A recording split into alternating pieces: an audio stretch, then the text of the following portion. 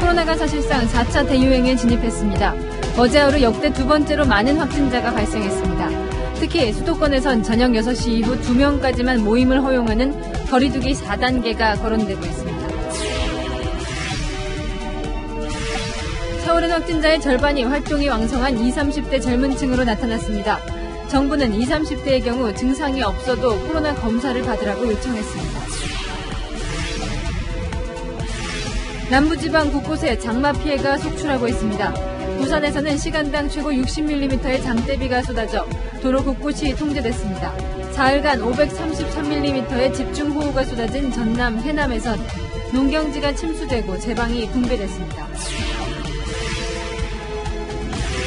국정농단 사건으로 박근혜 전 대통령을 수사한 박영수 특별검사가 사의를 표명했습니다. 가짜 수산업자의 포르쉐 제공 의혹이 불거진 지 사흘 만입니다.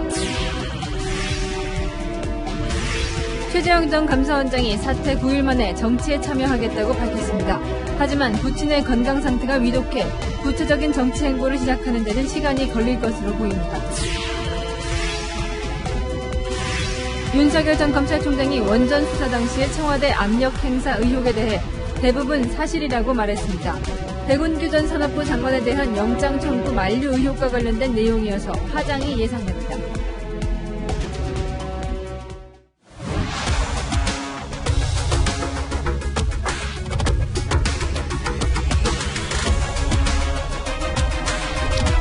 뉴스의 동정민입니다. 4라는 숫자가 많이 거론된 걱정이 가득한 하루였습니다.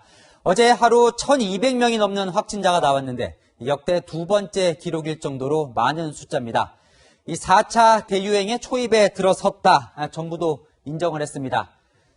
가파른 확산세 보이시죠? 이 전파력이 센 델타 변이까지 겹치면서 일단 8월 초까지는 확산세가 이어질 거라는 게 정부 예측인데요.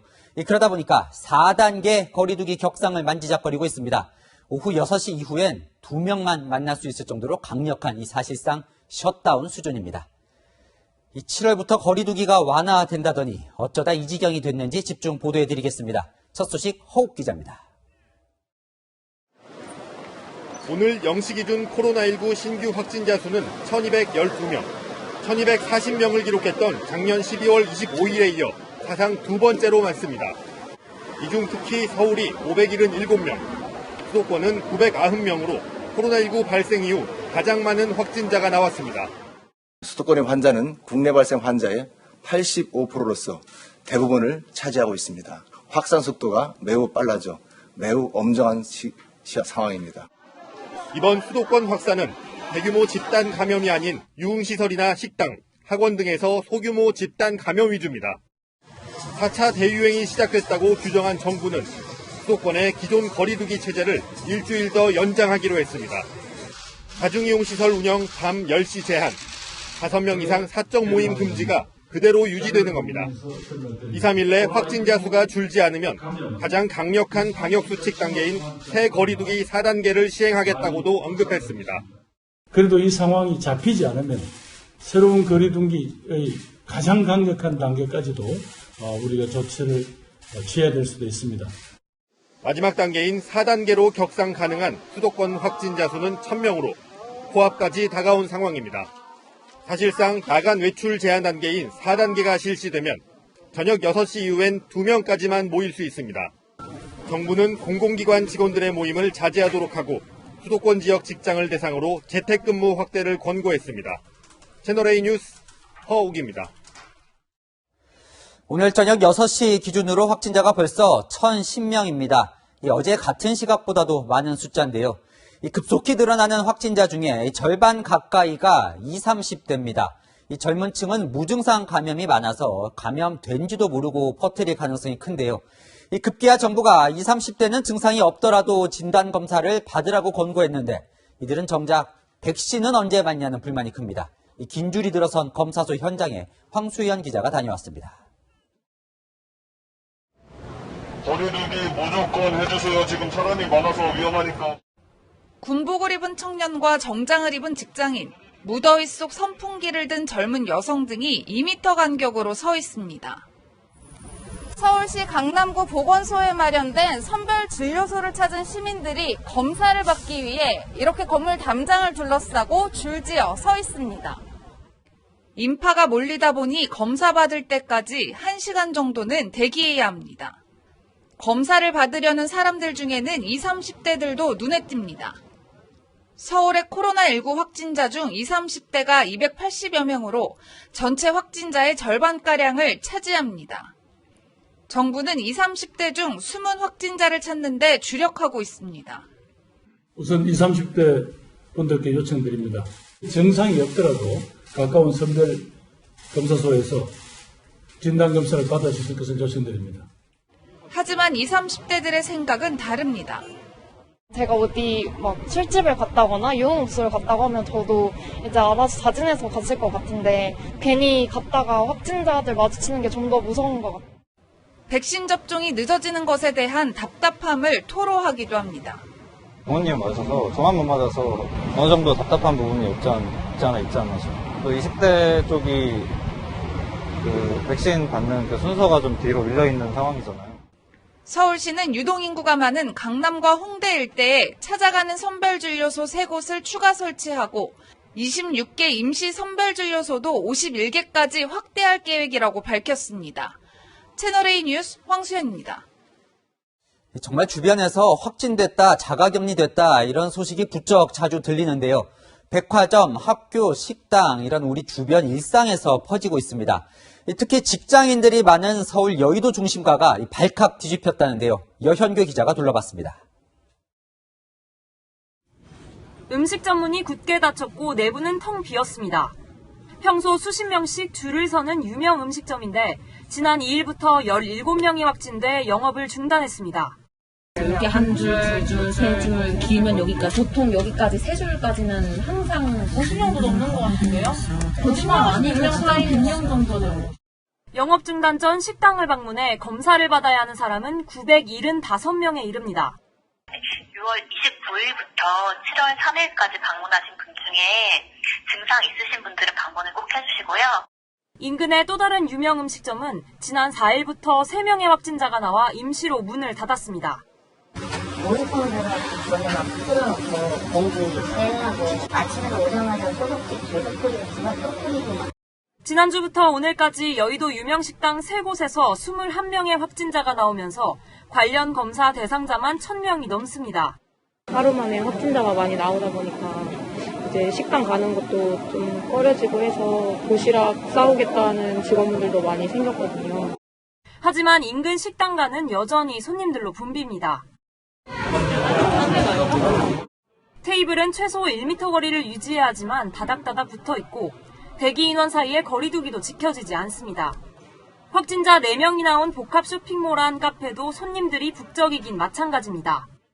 결국 방역당국은 내일부터 방역수칙을 한 번이라도 위반하면 곧바로 열흘간 영업을 중단시키는 원스트라이크 아웃 제도를 실시하기로 했습니다.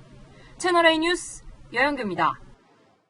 이 와중에 이런 일도 있었습니다. 육군 3사관학교 생도 500명이 삼겹살 파티를 벌였습니다.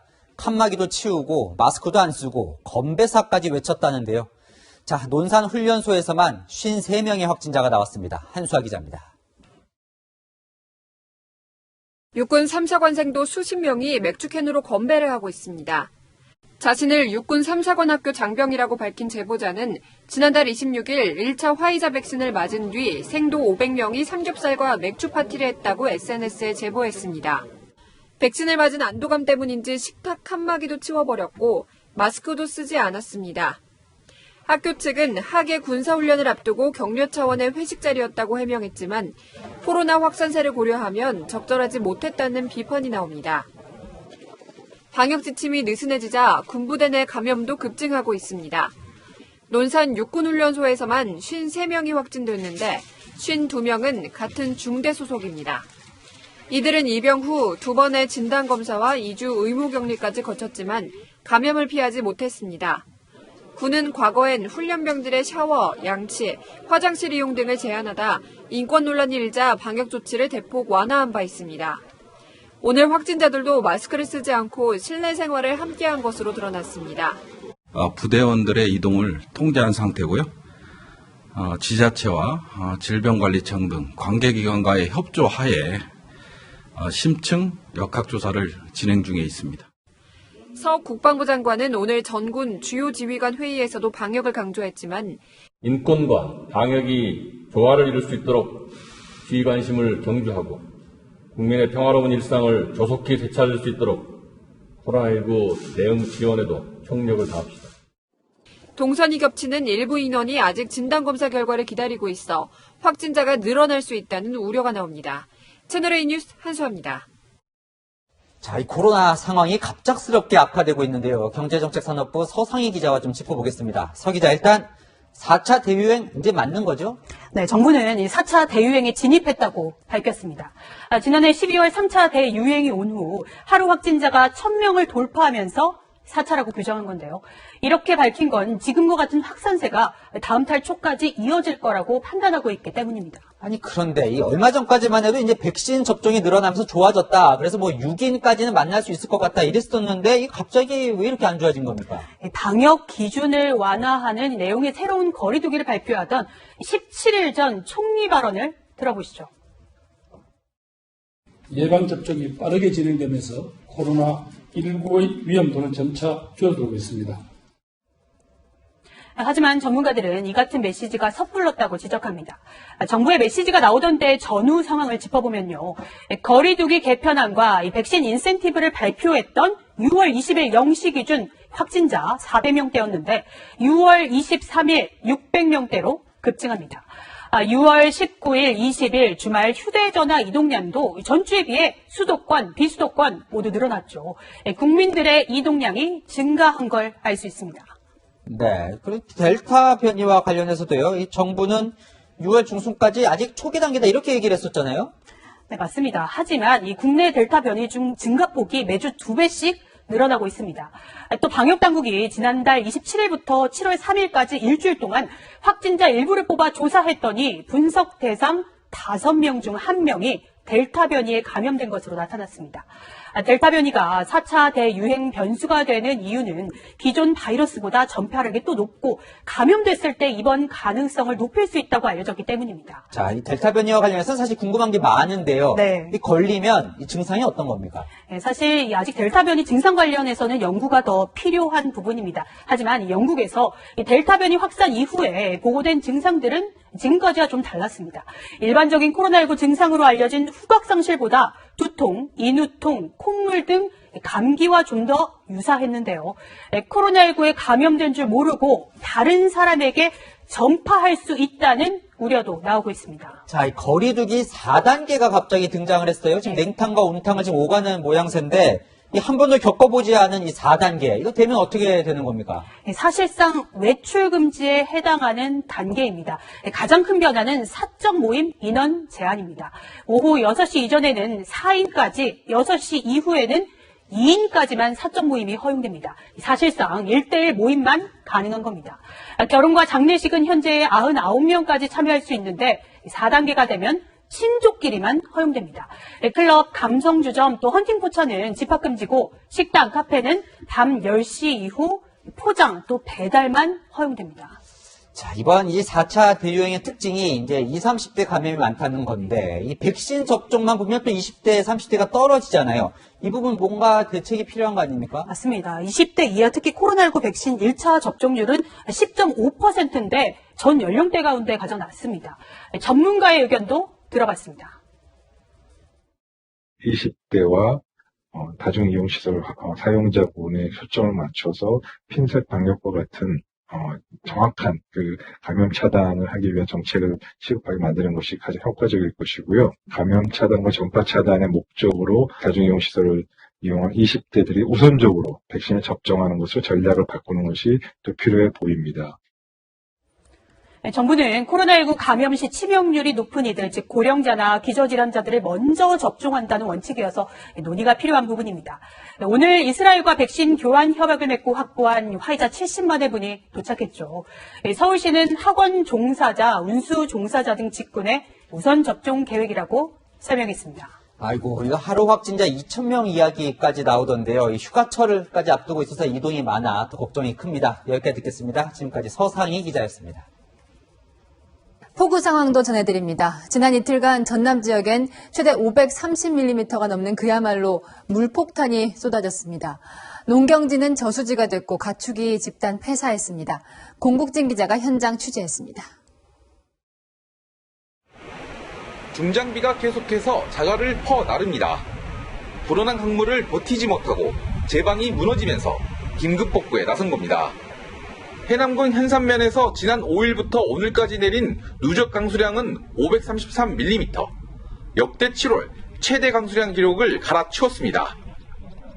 500mm가 넘는 기록적인 폭우에 노는 이처럼 물바다로 변했습니다. 아우, 심정이 말할 수 없죠. 이게 그 쌀을 한 톤 생산한다는 거 아주 열과성을 진짜 온 힘을 다해서 지금 농사를 지는데요. 마음이 아파요, 지금. 비가 잦아들면서 복구가 시작됐지만 물이 들어찬 집에선 성한 물건을 좀처럼 찾을 수 없습니다. 여기서 그쳤으면 쓰겠다, 여기서 그쳤으면 쓰겠다 했는데 계속 점차 올라오니까 난감했지요. 착잡합니다. 이틀 동안 400mm가 넘는 집중호우가 쏟아진 장흥에선 폭우를 피하지 못한 오리 3만 5천 마리가 집단 폐사했습니다. 폐사한 오리들을 주워 한 곳으로 모아보지만 끝이 보이지 않습니다. 지보리니까 수영 같은 건 전혀 못하고 그냥 바로 빠져가지고 죽습니다. 일단 거의 전체 다 폐사됐다고 봐야 되고, 그러니까 금액적인 면에서는 이제 상당히 좀.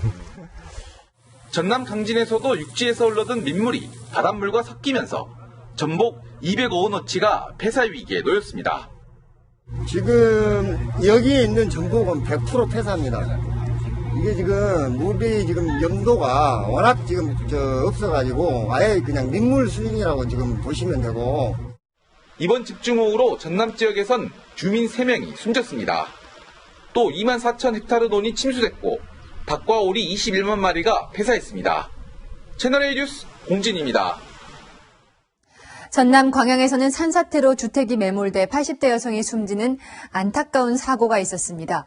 주민들이 예견된 인재였다고 지적하며 경찰이 조사에 나섰습니다. 홍진우 기자입니다.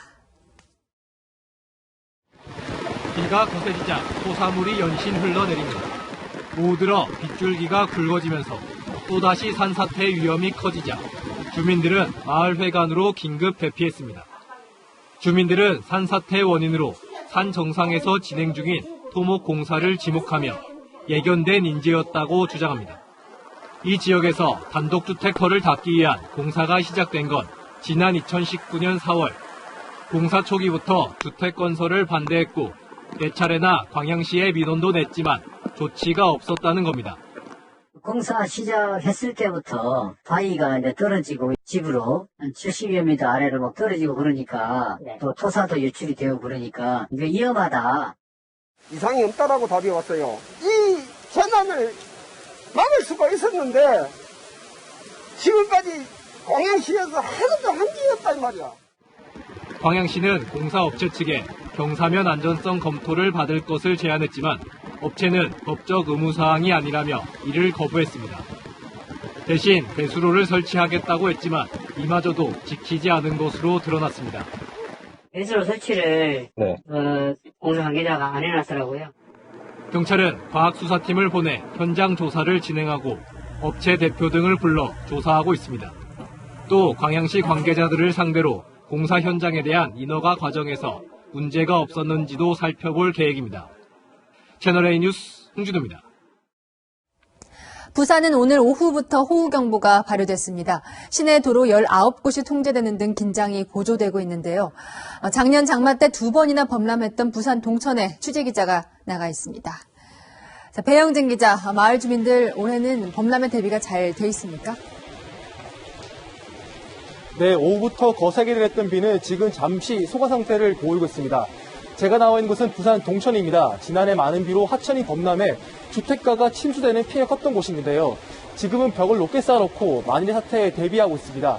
부산기상청은 오늘 오후 2시 20분을 기해 부산 전역에 호우 경보를 발효했는데요. 영도구에서 시간당 60mm의 폭우가 쏟아지기도 했습니다. 갑자기 굵어진 빗줄기에 맨홀과 하수구가 역류하는 피해도 잇따랐습니다. 현재 시내 곳곳의 도로 19곳이 통제됐고요. 지난해 물에 잠겨 인명피해가 발생했던 초량 지하차도는 선제적 조치로 통제에 들어갔습니다. 오후 2시 40분쯤 부산 사하구의 한 아파트 인근 도량이 불어나 한 명이 실종됐다는 신고가 접수돼 경찰이 수색을 벌였는데요. 다행히 별 부상 없이 스스로 빠져나온 것으로 확인됐습니다. 부산시는 여객선 입출을 금지하고 산사태 주의보를 발령했습니다. 이번 장마는 밤부터 새벽 사이 많은 비가 내리는 야행성 폭우가 잇따르면서 피해를 키우고 있는데요. 기상청은 오늘 밤 충청권과 남부지방에 돌풍과 천둥 번개를 동반한 집중호우가 내릴 걸로 내다보고 있는데요. 특히 일부 지역에선 시간당 50mm 이상의 강한 비가 예상되는 만큼 주의를 당부하고 있습니다. 지금까지 부산 동천에서 전해드렸습니다. 다음 뉴스입니다. 가짜 수산업자의 전방위 로비 의혹 파장이 커지고 있습니다. 국정농단 사건으로 박근혜 전 대통령을 수사한 박영수 특별검사가 오늘 전격적으로 사의를 표명했습니다. 가짜 수산업자의 포르쉐 제공 의혹이 불거진 지 사흘 만입니다. 이은우 기자가 보도합니다. 가짜 수산업자로부터 포르쉐 렌트 차량을 제공받았던 박영수 특별검사. 렌트비를 지급해 문제가 없다고 해명했지만 결국 사표를 제출했습니다. 박 특검은 국민의 눈높이에 맞지 않는 처신으로 논란을 야기해 고개 숙여 사과드린다며 더 이상 특검 직무 수행이 어렵다고 판단했다고 밝혔습니다. 지난 2016년 11월 국정농단 사건 특별검사에 임명된 지 4년 7개월 만입니다. 특검 수사의 핵심 대상은 국가 권력이 사적 이익을 위해 남용된 국정농단과 우리 사회의 고질적인 부패고리인 정경유착입니다. 그동안 국정농단 사건 재판을 맡았던 특검보 2명과 수사지원단장도 동반 사퇴했습니다. 국정농단 사건은 대부분 마무리됐지만 문화예술계 블랙리스트 사건의 파기환송심과 국민연금의 삼성물산 합병 개입 의혹 사건의 상고심이 남아있는 상황. 특검의 불명예 퇴진으로 재판에도 차질이 예상됩니다. 특검법에 따르면 특검이 사표를 제출한 경우 대통령은 더불어민주당과 국민의당의 후보자 추천을 의뢰해야 합니다. 그런데 2016년 당시에 국민의당은 여러 개로 분당된 상황이라 후보자 추천 권한을 누가 행사할 수 있는지부터 논란이 되고 있습니다. 또 후보자 추천과 대통령 임명까지 감안할 경우 남은 국정농단 재판은 상당 기간 공전될 수 있다는 우려도 나옵니다. 법조계에선 특검팀을 이끌 법조인을 구하는 건 역시 쉽지 않을 것이라는 전망이 나옵니다. 채널A 뉴스 이은우입니다. 네, 이 사건에 등장하는 가짜 수산업자는 조직폭력배를 동원해 사람들을 협박한 혐의로 이미 재판을 받고 있습니다. 오늘 재판이 열렸는데 공갈과 협박 혐의 모두 부인했습니다. 이어서 김민곤 기자입니다. 가짜 수산업자 김모 씨는 사기 혐의 외에 공동공갈 교사와 공동협박 혐의로도 재판을 받고 있습니다. 수행원이라고 불린 직원들을 동원해 다른 사람을 위협했다는 겁니다. 검찰이 법원에 제출한 혐의 내용을 보면 김 씨는 지난해 자신의 고급 외제차인 벤틀리를 팔아주기로 한 업자가 엉뚱한 사람에게 차량 명의를 이전하자 수행원들을 보냈습니다. 판매업자에게 차를 가지고 오든 돈을 가지고 오든 아니면 통장에 있는 돈을 모두 달라고 위협해 2천만 원을 챙긴 겁니다. 사업 능력을 의심한 투자자가 투자금을 돌려달라고 하자 김 씨는 감히 내 뒷조사를 하냐 가만두지 않겠다고 화를 냈고 수행원들도 협박에 가세했다는 게 검찰의 판단입니다. 범행에 가담한 수행원 중에는 포항 지역 폭력 조직원도 있었던 것으로 전해졌습니다. 동원된 거 사실 맞나요? 김 씨 측은 오늘 재판에서 공갈 협박 혐의는 부인했습니다. 전방위 금품 살포 의혹에 대해 김 씨 측은 채널A와의 전화통화에서 유명 인사와의 친분을 과시하려고 말한 게 오해를 샀다는 취지로 해명했습니다. 채널A 뉴스 김민곤입니다. 최재형 전 감사원장 9일 전 사퇴하면서 정치할 거냐 이 질문에 이렇게 답을 했었죠. 차차 말씀드릴 기회가 있을 겁니다. 오늘 정치하겠다 분명히 답을 했습니다. 국민의힘 안팎에서 야권 대선 주자들의 움직임이 빨라지고 있습니다. 조영민 기자입니다. 최재형 전 감사원장의 대선 출마 선언이 초읽기에 들어갔습니다. 최 전 원장은 오늘 그동안 나라와 사회를 위해 기여할 것이 있는지를 고민했다면서 정치에 참여할 결심이 섰다고 말했다고 한 측근이 전했습니다. 감사원장직에서 물러난 지 9일 만에 정치 참여 선언을 한 겁니다. 다만 대선 출마 선언까지는 다소 시간이 걸릴 것으로 보입니다. 대한민국의 앞날을 위해 제가 어떤 역할을 해야 되는지에 대해서 숙고하는 시간을 가지려고 합니다. 차차 말씀드릴 기회가 있을 겁니다. 그동안 지역에 머물며 대권 도전을 고심해온 최 전 원장은 부친 최영섭 예비군 대령의 건강 상태가 악화되자 어제 저녁 서울로 돌아왔습니다. 사퇴 이후 권영세 국민의힘 대외협력위원장과도 통화한 만큼 조만간 공식 출마 선언과 국민의힘 입당 논의에 나설 것이라는 전망이 나옵니다. 당박 주자의 행보가 빨라지면서 당내 주자들 움직임도 속도를 내고 있습니다. 이 586 전체 집권 세력을 향해서 가장 강하게 싸우고 가장 강하게 꾸짖을 수 있는 사람은 바로 저 원희룡이라고 자부합니다. 지지 모임을 출범시켰는데 현역 의원 47명이 참여했습니다. 김종인 전 국민의힘 비상대책위원장은 원지사를 대통령감으로 치켜세웠습니다. 원희룡 지사께서 보다 더 활발한 활동을 전개하실 것 같으면 소기의 목적을 달성할 수 있지 않을까 이렇게 생각합니다. 김 전 위원장은 윤석열 전 총장에 대해서는 지금의 높은 지지율도 큰 의미가 없다며 윤 전 총장에 대해 확신이 안 선다고 말했습니다. 채널A 뉴스 조현민입니다. 현 정부의 탈원전 정책을 비판하고 나선 윤석열 전 검찰총장이 이런 폭로를 했습니다. 검찰총장 시절에 월성 원전 관련해서 백운규 전 산업부 장관에게 구속영장을 청구하지 못하도록 청와대로부터 압력을 받았다는 겁니다. 이게 정치 참여를 결심한 결정적 계기였다고도 덧붙였습니다. 안보겸 기자입니다. 윤석열 전 검찰총장이 대전지검의 월성원전 수사 당시 청와대가 압력을 넣은 의혹에 대해 대부분 겪은 일이라고 했습니다. 검찰이 백운규 전 산업통상자원부 장관에 대해 구속영장을 청구하려 하자 신현수 당시 대통령 민정수석이 윤 전 총장에게 영장 청구를 하지 말라고 회유했다는 의혹이 사실이라고 인정한 겁니다. 검찰총장이라는 자리는 버팀목이 되는 자리이기 때문에 그런 거를 제가 지금 세세하게 밝히기는 어렵습니다만은 제가 겪은 일 대부분 그건 다 맞는 얘기입니다.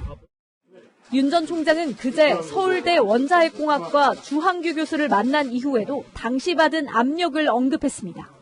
검수완박이라고 하는 그 검찰 수사권 박탈이 백운규 산자부 장관에 대한 구속영장 청구를 계기로 해서 이루어진 것이라고 저는 봤고, 원전 수사가 정치 참여를 결심한 계기가 됐다고 강조하며 야권 주자로서의 입지를 확실히 하려는 의도로 풀이됩니다. 더불어민주당은 청와대와 대통령을 정치로 끌어들이려는 시도라며 가족 의혹부터 해명하라고 맞불을 놨습니다. 정의 수호를 외치며 대권 전면에 등장한 윤 전 총장이 가족의 비리 혐의를 방치하고 공정을 말하는 것은 위선이자 국민 기만입니다. 앞서 윤 전 총장은 안철수 국민의당 대표를 만나 선의의 경쟁을 하기로 했습니다. 채널A 뉴스 안보겸입니다. 자, 이 민주당 대선 경선은요, 이 주자들 간의 다툼을 넘어서 경선 불공정 논란까지 불고 있습니다. 이 반 이재명계에서 송영길 대표와 이재명 경기지사 간의 이 전략적 연대설까지 나오면서 이 갈등 수위가 점점 높아지고 있습니다. 전혜정 기자입니다. 송영길 민주당 대표의 대선 경선 관리 중립성을 두고 대선 주자들 간 공방을 벌이고 있습니다. 송 대표가 이재명 지사의 핵심 정책인 기본소득 재원 마련 방안을 찾겠다고 밝힌 데 이어 친문 강성 지지층 비하 용어를 사용한 게 문제가 됐습니다. 소위 대깨문이라고 떠드는 사람들이 누구는 되고 안 된다. 반 이재명계 후보 진영은 반발했습니다. 다른 후보들이 문제 제기를 많이 하는 이런 경선 관리는 안 좋다고 봅니다. 당내에서 그런 우려가 나온다는 것 자체가 바람직한 일이 아닙니다. 그런 우려가 나온다는 것은 매우 안 좋은 결과를 가져올 수도 있기 때문에 그런 의도성 있는 발언 같은 경우는 상마해야 된다. 송 대표와 이 지사 간 역할 분담설까지 나왔습니다. 정세균 캠프 측 관계자는 두 사람이 전략적으로 역할 분담을 하기로 한 것 같다면서 강하게 비판했습니다. 이낙연 캠프 관계자도 송 대표와 이 지사가 가깝다고만 생각했는데 이젠 가만두어선 안 되겠다는 인식이 퍼지고 있다고 말했습니다. 이 지사 측은 송 대표가 계산하고 이야기하는 스타일이 아니라면서 역할 분담설을 일축했습니다. 송 대표는 당대표가 분란을 키운다는 지적을 반박했습니다. 민주당이 변화되고 있고 뭔가 국민들의 기대를 모으는 데 큰 역할을 하고 있다고 생각합니다. 하지만 강성 지지층은 송 대표 SNS에 과거 송 대표가 노무현 전 대통령을 비판했던 영상을 올리며 사퇴를 촉구했습니다. 채널A 뉴스 전혜정입니다. 정치권에선 여성가족부 폐지 논란이 뜨겁습니다. 유승민 전 의원이 대선 공약으로 이 폐지를 내걸고 이준석 국민의힘 대표, 하태경 의원도 그 주장에 힘을 실었는데요. 민주당과 정의당은 젠더 갈등을 부추긴다며 비난을 쏟아냈습니다. 20대 남성 이 2대남의 표심을 공략한 이 폐지 공약은 국민의힘 내부에서도 시끌시끌합니다. 이현수 기자입니다. 국민의힘 대선주자 유승민 전 의원이 여성가족부 폐지 공약을 내건 데 이어 이준석 국민의힘 대표도 힘을 실었습니다. 여성가족부가 지금까지 꾸준히 예산을 받아서 활동함에도 불구하고 지난 10년간 젠더 갈등이 비약적으로 상승했다고 하는 것은 지금 형태로 계속 존재해야 되는지. 유 전 의원도 4년 전에 밝힌 대로 여가부가 본연의 역할보다 게임 셧다운 등 엉뚱한 걸 하지 않느냐면서 여성 정책을 더 잘하자는 것이라고 다시 한번 강조했습니다. 여성가족부 생색으로 만들어가지고 정치하던 사람들 거기 장관으로 왔다 앉히고 그런 여성가족부 왜 두는지 저는 폐지를 주장했고. 더불어민주당은 20대 남성의 분노를 정략적으로 이용하는 비열한 전략이라며 반대하고 나섰습니다. 여성가족부의 본질적 업무는 오히려 강화돼야 한다고 생각합니다. 야당의 여성가족부 폐지 주장이 혹시라도 또 다른 포퓰리즘이 아닌지 묻고 싶습니다. 젠더 갈등을 부추기에 정치에 이용하는 것은 군사 독재 정권의 지배 전략과 전혀 다르지 않는 비열한 전략이라는 사실을 깨닫기 바랍니다. 정의당도 젠더 갈등의 힘으로 당명을 바꿔라, 당론이라면 망조라며 비난에 가세했습니다. 반대 목소리는 국민의힘 내부에서도 나오고 있습니다. 여가부 무용론에는 동의하지만 여성을 적으로 돌리는 전략적 패착이 아니냐는 겁니다. 한편 정치권의 여가부 폐지론에 김경선 여가부 차관은 항상 최선을 다하고 있다며 울컥하는 모습을 보이기도 했습니다. 채널A 뉴스 이현수입니다.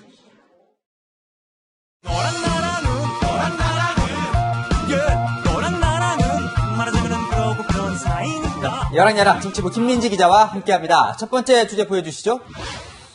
대로 시작하는 이 강성 지지층을 언급한 단어, 뭔지 짐작은 되는데요. 송영길 대표의 이야기입니까? 그렇습니다. 송 대표가 오늘 오전 회의에서는 박정희 전 대통령을 칭찬했는데요. 들어보시죠.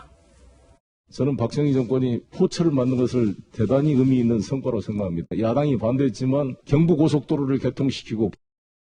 송 대표는 지난 5월 서울 현충원에서 박 전 대통령 묘역 방명록에서도 국가 발전을 위한 헌신을 기억한다 이렇게 적었습니다.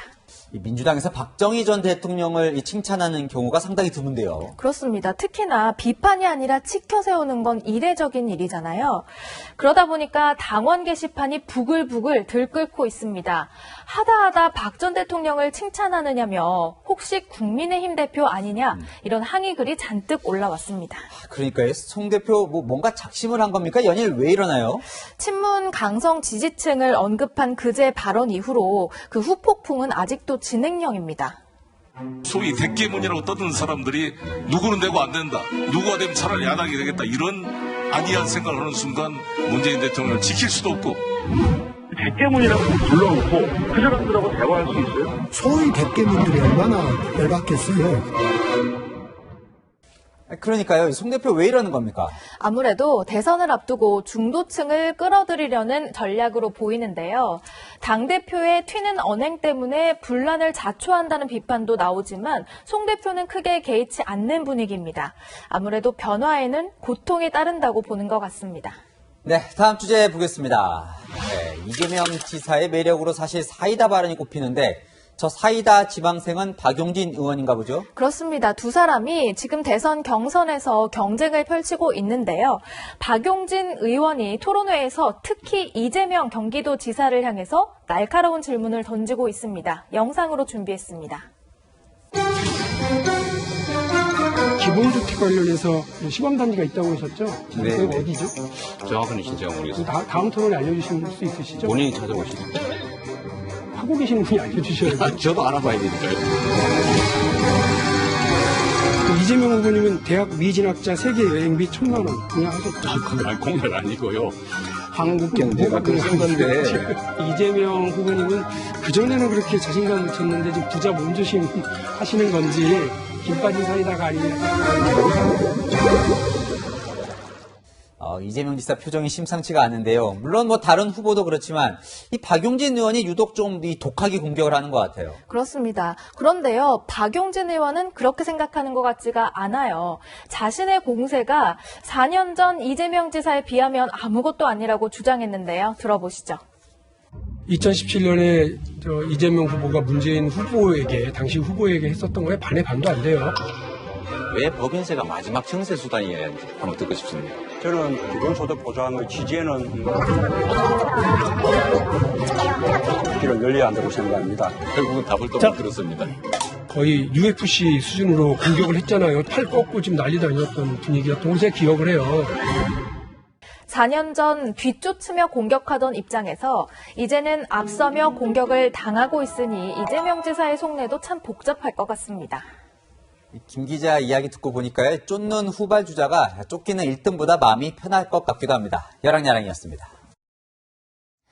정부가 재난지원금을 소득 하위 80%에게 1인당 25만 원씩 주는 안을 국회에 넘겼다고 전해드렸습니다. 그런데 여당인 더불어민주당이 전 국민에게 주자, 또 맞벌이 부부에 한해서 지급 기준을 더 완화해 주자는 등 수정안을 논의하고 있습니다. 야당은 여권이 표만 생각해서 우왕좌왕하고 있다고 비판합니다. 김철웅 기자입니다. 소득 하위 80%에만 재난지원금을 주겠다는 정부의 추경안을 놓고 더불어민주당이 제동을 걸었습니다. 소득 하위 80% 지급 기준에 뚜렷한 근거가 없고 81%처럼 경계선에 걸친 경우엔 오히려 박탈감이 크다는 이유에서입니다. 예산안은 정부에서 편성해서 오면 여당은 그것을 그냥 통과시켜주는 그런 역할을 주로 맡아왔었는데 이번 추경에 대해서는 당의 주도성을 좀 더 강화하고 오늘 열린 의원총회에선 민주당 의원들이 기재부 차관에게 80%라는 숫자가 근거가 없다, 더 정교한 기준이 필요하다고 지적했습니다. 80% 기준을 놓고 반발이 나오자 당정은 맞벌이 부부에 한해 소득 하위 84%까지 대상을 확대하는 방안을 검토하는 걸로 알려졌습니다. 이 경우 부부 합산 약 1억 2천만 원 수준까지 재난지원금을 받을 수는 있지만 이마저도 지원 기준에 뚜렷한 근거는 없습니다. 민주당 내에선 결국 전 국민에게 재난지원금을 지급해야 한다는 주장에 무게가 실리고 있습니다. 대선을 앞두고 있는 시점에 지원금을 받지 못하는 유권자의 반발을 불러올 필요가 없다는 현실적인 계산도 깔렸습니다. 상생 캐시백 자금이 현재 정부안으로 봐도 1조 1천억이 됩니다. 이 부분을 전 국민에게 돌려줄 수 있는 방안을 마련할 수 있다고. 야당은 재난지원금을 표를 얻는 도구로 활용하려 한다며 반발하고 있습니다. 채널A 뉴스 김철웅입니다.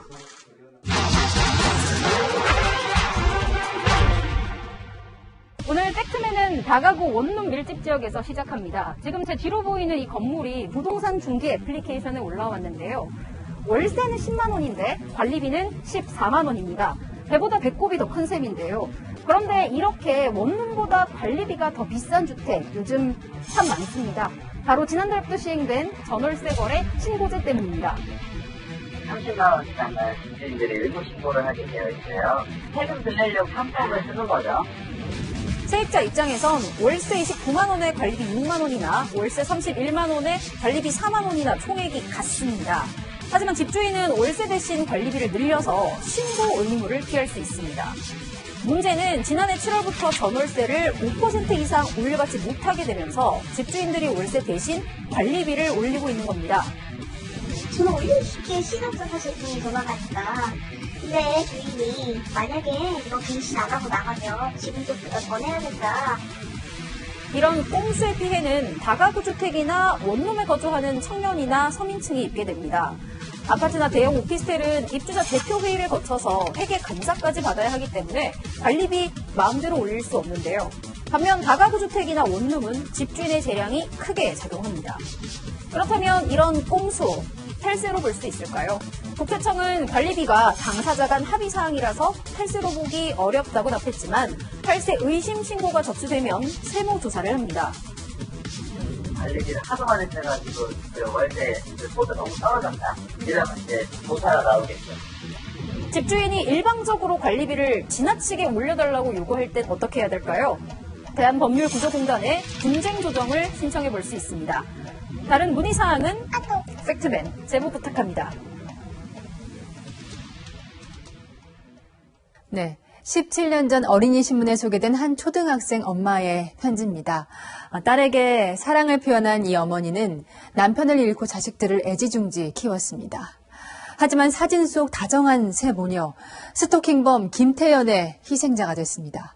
김 씨는 우발적인 살인이었다고 주장하지만 곳곳에서 치밀한 계획범죄 정황이 드러나고 있습니다. 다시 간다 우현기 기자입니다.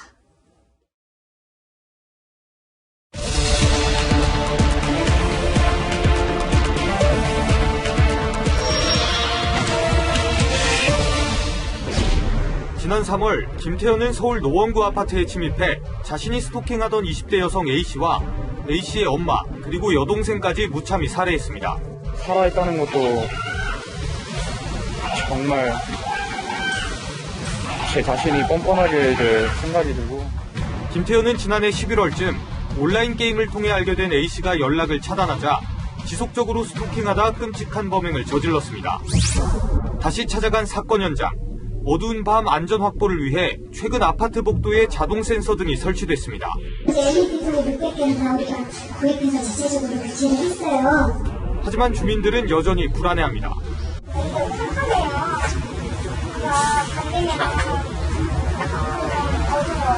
여기부터 매출이제 하나만 쓰거든요.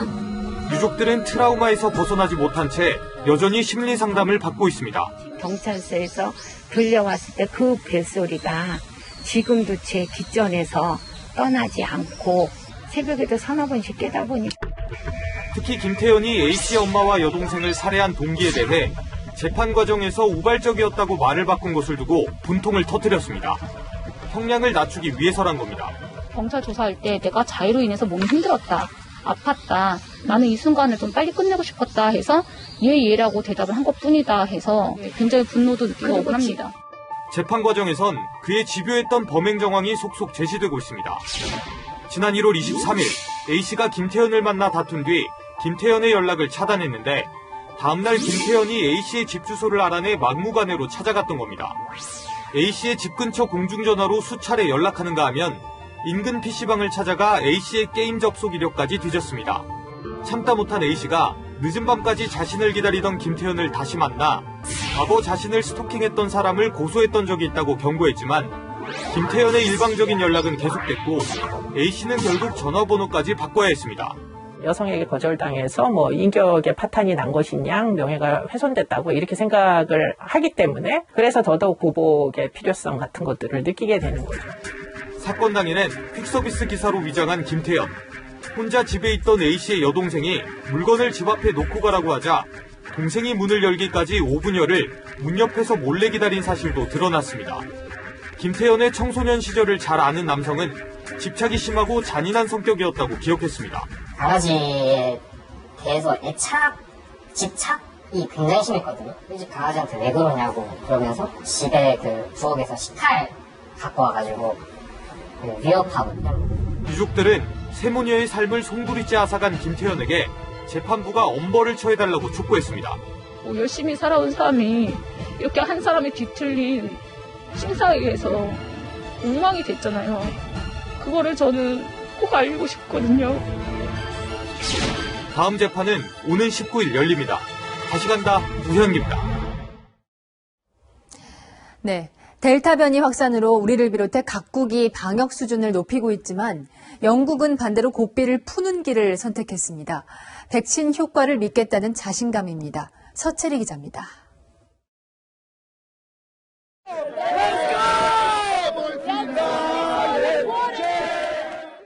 침방울이 튈 정도로 응원이 펼쳐지고 거리두기는 물론 마스크도 없습니다.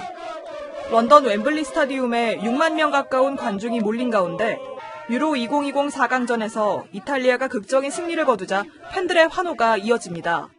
Absolutely incredible. The most tense game ever. Didn't expect it to go to penalties at all.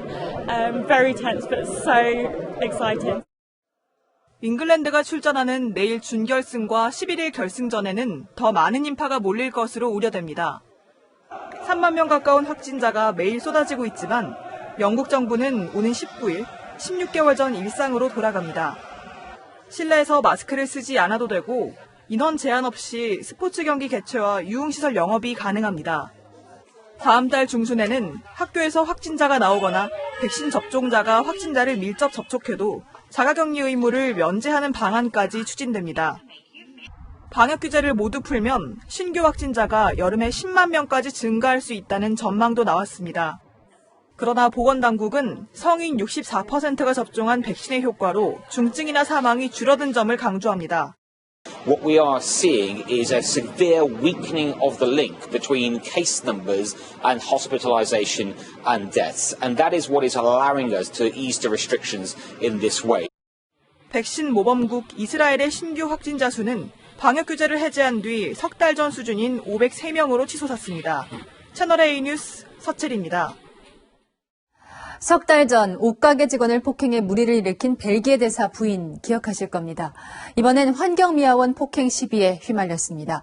벨기에 본국에서도 대사 부인에 대한 비판이 나옵니다. 김민지 기자입니다. 서울 용산의 한 공원. 이틀 전 벨기에 대사 부인과 환경미화원 이모 씨가 말싸움을 벌이다 몸싸움으로 번졌습니다. 이모 씨가 청소를 하던 중 대사 부인의 몸에 빗자루가 닿은 게 이유였습니다. 대사 부인이 먼저 뺨을 때렸고 화가 난 환경미화원이 대사 부인을 밀쳐 대사 부인이 넘어졌습니다. 쌍방 폭행으로 사건은 종결됐지만 지난 4월 옷가게 직원을 폭행하고도 면책특권으로 슬쩍 넘어간 터라 공분은 커졌습니다. 벨기에 출신 방송인 줄리안 씨는 화가 나서 참을 수가 없다며 현지 언론에 제보했습니다. 7월까지만 임기하시기로 하셨거든요. 핑계가 없어요. 이번에 좀 벨기에 국민여자 수치스러운 일입니다. 벨기에 방송은 주한 벨기에 대사 부인이 또 싸움을 벌였다고 대대적으로 보도했습니다. 이달 말 본국으로 돌아가는 주한 벨기에 대사는 부인의 잇따른 기행에 향후 해외 공간 파견이 어려울 것이란 주장도 나왔습니다.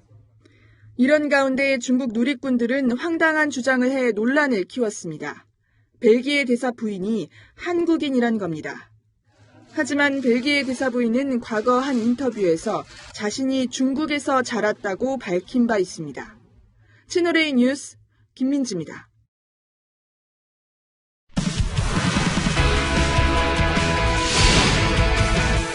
안녕하세요. 스포츠 뉴스입니다. 관역을 정확히 맞춰야 하는 사격은 아무래도 시력이 중요합니다.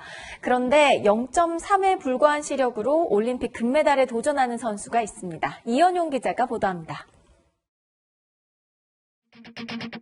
김민정의 시력은 0.3에 불과합니다. 그래서 동그란 사격 안경을 쓰고 사대에 섭니다. 얼굴에 밀착돼 초점을 고정하고 빛 반사를 막습니다. 교정 시력 1.0. 시력 문제를 극복하기 위해 가늠자와 가늠술을 잇는 조준선을 남들보다 더 정확히 읽는 능력에 집중했습니다. 조준선 많이 봐야지, 조준선 봐야지 그렇게 생각하면서 훈련하는 것 같아요. 맥박과 호흡으로 인한 떨림과 화약총의 소리와 반동까지 미세하게 조율해 조준선을 통제합니다. 또 너무 또 집중해서 보면 착시 현상이 일어나서 눈이 공중에 있다든지 표적으로 가는 경우가 있어요. 잘 이용을 한다고 표현하는 게 맞는 것 같아요. 김민정은 특유의 긍정 마인드도 강점입니다. 둘 다 자신 있다고 생각해요. 그냥 빨리 털어내고 바로 다음 시합에 임했던 것 같아요. 5년 전 리우 대회 땐 막내였던 김민정. 두 번째 올림픽에서 더 확실한 목표를 조준은. 제가 뭘 하고 싶은지 어떻게 하고 싶은지 아니까 마음속에 뭔가 금빛이 있긴 한데 잘 됐으면 좋겠어요. 채널A 뉴스 이현용입니다. 도쿄올림픽 출전 선수들은 코로나19 탓에 가족과 동행할 수 없습니다. 그런데 젖먹이를 둔 엄마 선수들은 가까스로 예외를 인정받았습니다. 정윤철 기자입니다. 석 달 전 딸을 출산한 캐나다 농구 대표팀 가드 킴 보셰. 도쿄올림픽 조직위가 코로나19로 선수 가족의 동행을 금지하자 젖먹이 수유 문제로 밤잠을 설쳐야 했습니다. Right now, I'm being forced to decide between being a breastfeeding mom or an Olympic athlete. 아이를 두고 가려면 유축을 해야 하는데 현실적으로 한 달치나 준비할 수는 없는 일이었습니다. 보셰처럼 생후 5개월 된 젖먹이를 둔 미국 마라톤 선수 알리핀 툴리아무크 역시 아이와 함께 일본에 입국할 수 있게 해달라고 요청했습니다. 젖먹이 아이의 동행 요구에 여론이 지지를 보내자 미온적이던 도쿄올림픽 조직위도 결국 물러섰습니다. 모유 수유 중인 아이에 한해 동반 입국을 허용하겠다고 밝혔습니다. Just happy today that decision has been made. That the right decision for women in sport has been made. And 다만 아이는 선수촌에선 머물 수 없고 별도 승인된 시설에 거주해야 합니다. 채널A 뉴스 정윤철입니다. 사흘째 남부지방에는 집중호우가 계속되고 있습니다. 특히 취약 시간대인 밤사이 많은 비가 쏟아져 피해가 더욱 컸는데요. 상층에서 건조한 공기가 밀려오는 데다 남쪽으로는 고온 다습한 수증기까지 더해져 비구름이 더욱 강하게 발달한 겁니다. 오늘 밤사이에도 충청과 남부지방에 시간당 50mm 이상의 폭우가 쏟아지겠는데요. 자세한 비의 양을 살펴보면 내일 오전까지 충청과 전북 북부, 남해안과 제주 산간에 120mm 이상, 그 밖에 남부지방에 30에서 80mm, 수도권과 강원에도 5에서 40mm 정도 내리겠습니다. 내일 낮부터는 장마전선이 남하하면서 장맛비가 잦아들겠습니다. 다만 대기 불안정으로 밤까지 소나기가 내리겠는데요. 수도권과 내륙에 5에서 40mm로 양은 많지 않지만 지반이 약해져 있는 남부지방은 계속해서 주의가 필요하겠습니다. 내일 서울은 30도로 후텁지근하겠습니다. 토요일 제주에는 장맛비가 내리겠고요. 그 밖의 지역은 소나기만 지나겠습니다. 날씨였습니다. 네, 오늘 뉴스는 여기까지입니다. 내일도 뉴스입니다.